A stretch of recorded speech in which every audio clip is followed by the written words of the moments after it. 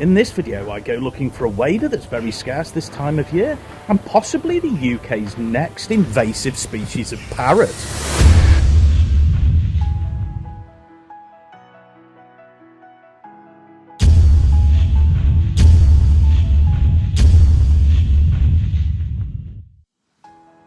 Hey folks, welcome back to another video. And this time I go in search of a fascinating bird, and one which may or may not be the UK's next invasive species. Hey folks, I am in Graves Park near Sheffield. I've come here for a very specific reason, and it's not for a new bird for our year list, or certainly not one we can count. I've read some things recently about the potential of them having Alexandrine Parakeets here. Those obviously are not native species, but apparently they're breeding here. The only thing is this park is huge, and not only that, I've been here for a short while and not heard a single parrot yet, and they've got a good population of ring-necked parakeets here too, so that's a little bit worrying. Could be a challenge. Stick with me. After chatting to a lovely young lady in a coffee kiosk and one of the groundskeepers here, I headed down the path into a wooded area where I was told I was likely to find parakeets. And they were right. After a short walk, I heard in the trees above me the sound of our most common and currently only naturalised parrot species, the ring-necked parakeet. But this bird was quite distant and hiding behind leaves. So I continued walking until I heard some parakeets that appeared to be closer to the path. So I'm about 45 minutes in. I've had a brief sight of our controversial friend, the ring-necked parakeet. But I can still hear some. But even after chatting to some locals, I can't pinpoint where the Alexandrine parakeets might be. So this is going to be quite a searching. Oh, there's a ringneck right above me by the sound of it. There we go. There was indeed a ringneck parakeet right above me. And not only one, there was a pair of them. They were moving around the trees near the path and got quite close to me, chewing away at some branches. As previously stated, this is currently Britain's only naturalised parrot species, and is spreading, causing some controversy, as there are some concerns that this species may have a detrimental effect on some of our native birds. And whilst they are considered an invasive species, the full extent of their impact is still being studied. I took a deeper delve into this bird and some other non-native species in a video earlier in the year, so feel free to watch that if you want more information. But now back to my yet unsuccessful search. And by now I'd spent well over an hour traipsing through this park. I had seen some other species en route, like carrion crows, wood pigeons, and a lovely tree creeper that landed on a tree trunk right in front of me. These little birds are fantastic. After walking for quite a while, seemingly away from all the parrot noises, I got a bit lost, so turned back and retraced my steps to where I'd seen the ring-necked parakeets. And en route stopped as I heard some more parrot noises. But these didn't sound like the ringnecks. After a long, thorough and neck-aching scan of the tree canopy, I finally found some parrots that, although quite high up and obscured by foliage, didn't look like the ring-necked parakeets. Could these be the Alexandrine parakeets? The more I watched these two birds moving around the high branches, the more I was convinced these were. They looked generally larger than the ring-necked parakeets, and more heavy set with a huge beak. And the birds I was watching looked like a pair. The males of this species have a black and pink neck ring and a black bib, while the females lack this. Both the male and the female, though, have a pink shoulder, which the ring-necked parakeets don't. But looking at these birds from below, I couldn't see this. Yet, I was sure that these were the Alexandrine parakeets. Pretty soon though, as I was watching them, they both flew. Excitingly, I found one. I found two, a pair of them. They were up in a tree. I can hear them, but I can't see them. The male flew, and the female's somewhere above me. Can you hear it? That's amazing. Wow. I'm going to try and get a better view. Or find it again, even. I soon found the female in the trees right above me, and a bit closer, giving me better views. I still couldn't see the pink shoulder on this parrot, but everything else pointed at my target species. This wonderful bird moved slowly through the treetops, occasionally stopping to eat berries. Although this was an amazing sight, I was unable to re-find the male bird. Regardless, I watched the female parakeet until eventually she flew off. Hoping to get more views, I stayed in the same place, figuring they may have a nest nearby. So I stood and waited quietly, which is more than could be said for this wren, who came over to a nearby branch to shout at me. Soon though, the noise of the wren was overpowered by more Alexandrine parakeets. My patience had paid off, and one landed in a very nearby tree, giving me excellent views. This time, I could see the pink shoulder, which was a concrete ID. Hey folks, so I'm looking at two of them in front of me now. They both look like females, or one female, one young, but they're just kind of chewing at the tree in front of me. This is amazing, absolutely stunning. Wow, who'd have thought I'd get to see this in the UK? This species is a native to Central and Southeast Asia, where their habitat is generally forests and farmland. Unfortunately, due to some of the habitat loss, generally forests being cut, the Alexandrine parakeet has seen a steep decline in its population, and this species is now considered near threatened on a global scale. Interestingly though, outside of its native population, there are some feral populations originating from released or escaped captive birds. Many of these feral populations are in warmer areas like the Middle East and Pakistan. So, how have these birds got here to the UK? Well, much like the ring-necked parakeet, its smaller counterpart, the Alexandrine parakeet is a widely kept cage bird, and do occasionally escape, or get released. This has resulted in occasional reports of this species around the country, although any reports of breeding Alexandrine parakeets are very few, and most unconfirmed. Until now. Recently on the BBC, on an episode of Springwatch, a reporter came out here and witnessed these parakeets defending a nest hole, making this park maybe the only place in the country where this species is currently breeding, which would be amazing. Now, although this was incredible to see, and I was beyond excited to spend time with these wonderful parakeets, their breeding presence here does pose questions about their potential future here in the UK. Hey folks, I've been here for a while, but that was really nice thing to see. Those parakeets are great. I wonder if they'll get established like the ring-necked parakeets have. I suppose time will tell. That indeed is the big question. Will their population grow like the ring-necked parakeets? Will they then be considered an invasive species, a bird that in its native population is near threatened? Will the feral populations here and in the Middle East help bolster this species as its native population continues to decline? And if this species were to spread, how would a second established parakeet species in the UK affect our native wildlife? Although any answers to these questions would be purely speculative, I did mull over them whilst walking back through the woods.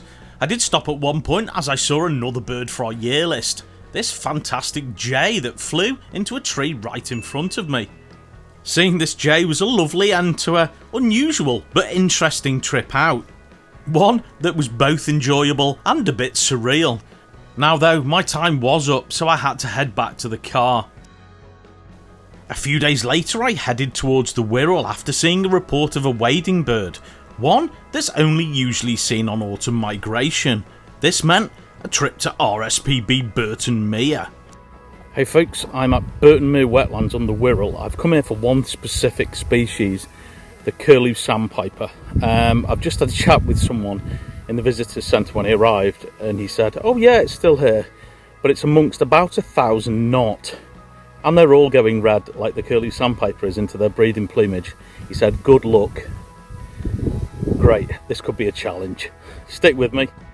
My plan was to walk directly to Border Hide, the furthest hide away from the visitors centre. This is where the curlew sandpiper had been seen over the last few days, accompanied seemingly by a lot of knot. I was aiming to try and get there without being distracted. I soon failed. Not far along the path there's a screen which looks over a reed bed, and almost every time I come here, this extremely tall white bird, the great white egret, is present, and today was no exception. And as much as these birds are extremely elegant and I love watching them, I did have to try and make it to border hide, so carried on down the path until I bumped into another birder, who had some less than encouraging information. Hey folks, I'm nearly at border hide. I've kind of hightailed it straight here, and I've just spoken to another birder, and I said, oh, is the curlew sandpiper still there? He said, yeah, it's there, but you'll need a scope to see it. I was like, I don't have a scope with me. Let's hope he's wrong. I arrived at the hide and took a place amongst the few birders that were there, and looked out onto the pool in front of me. And as warned, there were plenty of knot, so I definitely had my work cut out. The only thing that was in my favour is, only a small number of the knot seemed to have changed into their red summer plumage, and I'd been informed that the curlew sandpiper had almost completely turned red, so maybe I did have a chance of finding it after all. As well as the obvious massive flock of knot, there were plenty of other birds here as well, like the noisy black-headed gulls that were nesting all around the reserve. Other waders here included groups of godwits. These were a bit distant, so I can't confirm if they were black or bar-tailed, but generally both of them can be present here. One species that's usually here in reasonable numbers in the summer and has been a success story for this reserve is the avocet. There are a number of these birds here, some getting quite close to the hide, giving fantastic views. But I was here for the curlew sandpiper, and as yet hadn't found it. That is, until while scanning through the flock, I noticed a bird asleep. This bird was a very deep red, and also appeared a little smaller than the knot, so it kind of fit the description for the curlew sandpiper, but whilst it was asleep I couldn't confirm it. So the only thing I could do is wait and hope the bird woke up. And thankfully it soon did. After having a pretty thorough preen, it walked slowly out of the flock of knot, eventually into the open. By now I could see that this was definitely the curlew sandpiper, my target species. When out in the open it started feeding in the mud and shallow water, giving lovely views of this small wader. This species breed in the tundra of Arctic Siberia and migrate in the winter to Africa, South and Southeast Asia, with some birds even making it to Australia and New Zealand. Despite the curlew sandpiper's breeding range being mostly eastern Siberia, they are regular passage visitors to Western Europe, and in the UK are most often seen on autumn migration. So getting views of this individual in the UK in June in pretty much full breeding plumage is an excellent sight. Unfortunately, this species is on the decline, with some of the wintering sites in South Africa noting a 40% decline in the last 50 years. This species is now considered vulnerable on a global scale. Although the reasons for the decline aren't completely clear, global warming affecting the breeding sites may be a factor. The curlew sandpiper is a species we only get to see maybe once or twice a year at most, so getting such great views of an individual in the UK in summer was absolutely stunning. It stayed out in the open feeding for quite a while, before eventually joining the flock again, having a preen, and eventually going back to sleep. And although plenty of people have warned me that I may not get good views, I must have just turned up at the right time when the bird was wanting to feed. Excellent. Before I left, I had another scan around, making sure I hadn't missed anything, and ended up getting chatting to one of the other birders in the hide, who told me that there was spoonbills breeding at the reserve at the moment, and if I looked in the far distant trees, I may see one amongst the heronry they have here. Although my camera wasn't quite powerful enough, you can see in the far bottom left of the screen there is indeed a spoonbill in the tree, and apparently below it to the left it had young, but unfortunately they were obscured by the trees. This is a species that is increasing in numbers in the UK and is always a joy to see. But now, after my success with the curlew sandpiper, it was time to leave the hide and head back towards the visitors centre. So, that guy was wrong. I didn't need a scope. The curlew sandpiper, yes, it was in a big group of knots initially, but then it went out wandering and feeding out on its own, in pretty much full summer plumage. You can't really ask for more than that. That was excellent. What a bird. I wandered slowly back down the path, stopping a few times. Once at the screen to see my friend the great white egret, that was now distant against the far reed bed, and on past the pools where there was mollards and Canada geese roosting. When I arrived back at the visitors centre, I had a good look outside at each side of the scrape, initially watching the sand martin colony. Here, like some other RSPB reserves, they'd made purpose-built sandbanks for nesting sand martins, and this one here appears to be pretty successful, with birds coming in and out of nests. The sand martins weren't the only birds here with young. Out on the scrape in the shallow water there was a few avocets with some quite small babies, and a little closer in on one of the islands amongst the black-headed gull nests was a male tufted duck sat on eggs. This had been a pretty successful little trip to Burton wetlands, even if initially the odds seemed a little stacked against me.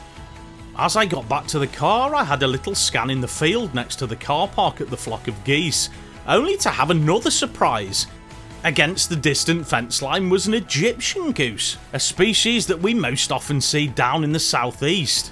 And although, like the parrots earlier in the video, this is an invasive species, I do still enjoy seeing them, and it was a lovely way to end a great day's birding. Thanks so much for watching. Please like, please subscribe, and please press that notification bell. And feel free to leave a comment, as we do love hearing from you. See you next time.